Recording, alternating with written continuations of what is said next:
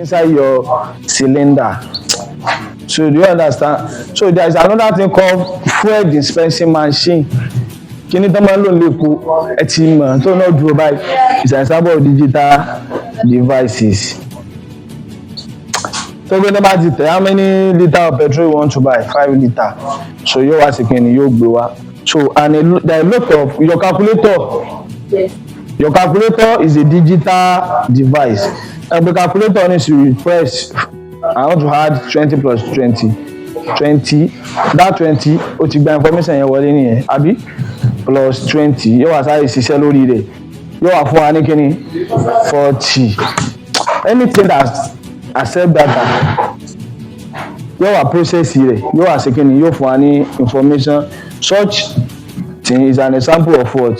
Digital devices. Now we are moving on to, I want to do one comparison for you now. There is something called hardware. Computer and primary school. Yes, and software. So hardware,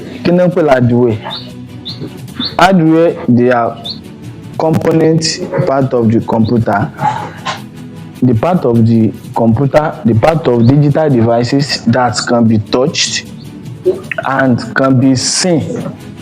Àwọn part ta lè rí tó jẹ́ pé ta lè fọwọ́ sí kíni, a lè touch ẹ̀. Orú kíni tí mo gbé lọ yìí, this is example of laptop. So this, you can see this part. Part here is saying button one baby is a keyboard part. We can see it, we can touch it. You know, for they are called hardware. Kí mo ní wọ́n pè? Again, kí mo ní wọ́n pè? So look at this one. If this screen why it is a monitor part. We can see it, we can touch it. They are called hardware. Why are they calling them? Why are we calling them hardware? Because they can be seen. You can see the touch any part that we can see and touch in a digital devices is called hardware. Huh? Look at this part. It's a mouse part. So we can see it already about it. Huh? We can see, we can do what? We can touch. We can touch, we can see. They are hardware. So any part of the computer that we can see, that we can touch is a hardware. So let me talk about the second one, software. Everybody say software. Again. The software are programs. They are programs. They are instruction. And programs in one call. They are apps that are written to tell digital devices what to do. Part tí wọ́n kọ program tí wọ́n kọ tó gbọ́dọ̀ ní jẹ́ mú kí hardware ọmọ sí kíni kó máa ṣiṣẹ́. There are programs, there are apps that are written to control the hardware, that are written to make the computer parts functional. So let me use this method. You can explain. So a human being, this human being by say Abi. So this is our body, Abi.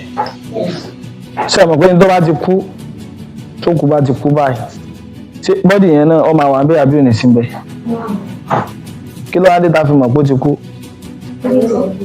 Torí pé soul ẹ̀ ti ṣe kíni?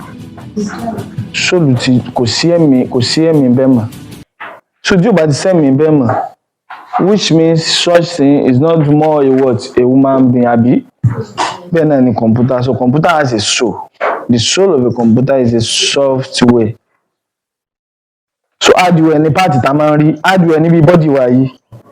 Ṣé pàpá ni orí, you have head, you have leg. Abi gbogbo part tá rí yìí they are what? Hardware. bí body wa ṣe rí, such is computer bí hardware ṣe rí nìyẹn. And they have the soul, which is a software that are written, that are controlling the computer, that make it work. So we say, let me tell you something. Before we call a person human being, which in pé a gbọ́dọ̀ rí nǹkan méjì. Kí la gbọ́dọ̀ rí?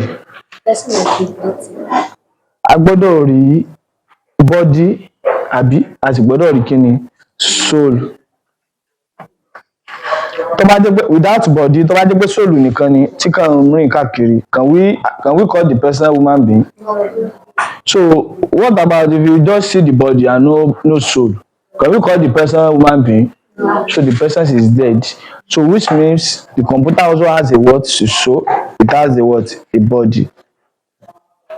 So the soul part of the computer is called software, while the physical part is called what? Hardware. So everybody, do you understand? Now, there's something I want to talk about. The software is divided into two. The software is divided into what? And look at the second, another one I want to talk about now. We have what is called system software. System software is the one that represented soul. Because bí computer ṣe wà yìí, tẹ́yìn bá ṣe ra fresh computer, kò ní sí kankan lórí rẹ̀. There will not be any programs, there will not be anything to, maybe anything that if it's anything. We can't use it to type, we can't use it to do anything because it's a fresh. And the program that will just be there, it will be a system software, which is called Windows. So there are some Windows, there are some that are Linux, there are some that are that are using other operating systems. So àwọn nǹkan yẹn, wọ́n tún sọ̀rọ̀ tún wẹ̀yìn. So àwọn nǹkan yẹn, òun ló máa jẹ́ kọ̀m̀pútà ṣe kí ni kó ṣiṣẹ́. But there is another software that they call it, we have system software, we have application software. It is application software that makes a computer to perform a specific task. Application software yẹn, òun ló máa jẹ́ kí kọ̀m̀pútà ṣe kí ni kó perform specific task. Let me give you an example. Look at human being as well, bá ṣe wà yìí. Pé gbogbo wa yìí, ilé tí kálukú ti wá ṣe kí ni ọ̀sọ̀ọ̀tọ̀. There are some that are Christian, there are some that are what? Muslim, there are some that are traditional worshipper. You know, different thing with different people. Some people are practicing Christian because they were born to it. Some are practicing Christian because they are born. Some are practicing traditional worshipper because they are born to it. So as a children that is growing up, ntí àwọn parents tí wọ́n sọ fún wa bí wọ́n direct wa lọ, òun là ń ṣe kí ni? Òun là ń ṣe. So they apply a particular thing for us. Wípé nǹkan báyìí ní ká ṣe kí ni? So that is the program. The program wa. Let me use another example. You know, some people they are doing carpenter, some are doing engineering, some are lawyer, some are farmer. So because they program them, they must be one. Nígbà wọn bí wọn náà wọ́n di àgbẹ̀, ṣé wọn gbé gbèsè àbí? So ìgbà tán bí wọn báyìí wọ́n á rò pé ó yá ìwọ wa go and learn carpentry. So gbogbo nǹkan tí wọ́n máa rò lórí wọn, nǹkan tó jọ mọ́ kí ni? Carpentry nìyẹn. So those are the application software. Like a computer now, computer can be programmed to do anything.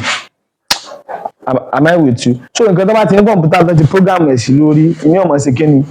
Ìyẹn ò mọ̀ ṣe. There are some applications that are programmed to do money transaction. Àwọn kan bẹ tó gbọ́ program kan ṣe kí ni? Kan fi mọ send owó. There are some parts that are programmed to be doing, to be exchanging information, like our social media app. You know, through Facebook you can chat. Through WhatsApp you can what? You can chat, you can communicate. So those are the applications they call application software. So they program it based on specific function. Perfect can say. Do you understand? Eh? Do you understand? Ṣé tí mo sọ iye ṣé ogun tí àlàyé tí mo ṣe yí iye báyìí àbí mo kàn sọ̀rọ̀ ni? Oye oye yín dáadáa. So now, who can give me example of application software? Ẹ fún mi more example.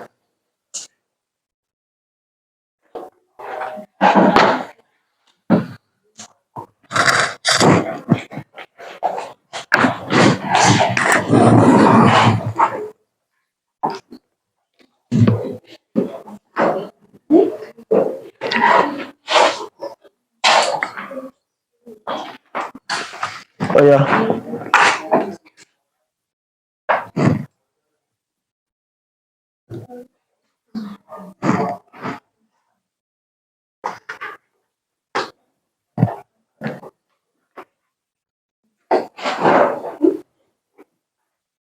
Give me more example. Ṣé tí máa dúpẹ́ lọ́sọ̀ ṣe tí mo sọ sóyè yín? Oye yín. Give me more example. Kí ni example? More example of application software. Ó yá mo tìjú sọ́jè ẹni tó ń tìjú rẹ̀ gan kò mọ tí ó sọ. Wọ́n tó bá ti ní nǹkan tó sọ jẹ́ lédì sọ. Tó bá ti gbà máa lọ gbà. Ó bá kú jẹ́ ká tó máa sọ pé o sì fẹ́ gbà o. Doctor is a doctor o. Irú nísìnyí tó fẹ́ sọ ọjọ́ mọ́. So doctor tó bá yẹ pé àfiwé human being hàn pé wọ́n lọ kọ́kọ́ lọ ṣiṣẹ́ kí ni doctor. But I'm talking about the computer program tó jẹ́ pé wọ́n ṣe láti máa ṣe kí ni láti máa ṣe àwọn nǹkan kan ní àwọn application software tí wọ́n sọ. So àwọn program tó yẹ pé wọ́n ṣe láti ṣe kí ni láti ṣe àwọn nǹkan kan. Facebook. So Facebook is an example of application software. So they make it to what? To communicate, to be social, to interact. Ẹni tó wá láti ibì kan àti tó wá everybody ó ṣe kí ni a jọ pàdé bẹ́ẹ̀ a jọ máa ṣe kí ni a jọ chat wọ́n send information and send the video. TikTok. Gbogbo àwọn eléyìí lẹ́ẹ̀ mọ̀ gbogbo ẹgbẹ́ rẹ̀ dákọ̀ gbogbo àwọn eléyìí ní so TikTok is an example of application software fún interaction. Certificate bá CapCut yẹn láti ṣe fídíò. So láti ṣe kí ni láti ṣàwọn fídíò. So the application software. Certificate mọ̀ ní ìsìn báyìí ní Windows 7, Windows 8, Linux. So wọ́n ń gbé Windows 11 wà, Windows 11, Windows 10 wà. So the system software. So tí kọ̀mpútà bá ti kọ́ ṣe computer component part báyìí àwọn ni wọ́n ṣe tí wọ́n wá install sí orí rẹ̀ tí wọ́n install sí orí rẹ̀. Now, so let me tell you what you are going to do. Firstly, somebody should help me. Ẹ tí a ṣètò bẹ́ẹ̀ bá ń kọ́rúkọ gbogbo yín. Ṣé ẹ kọ́rúkọ?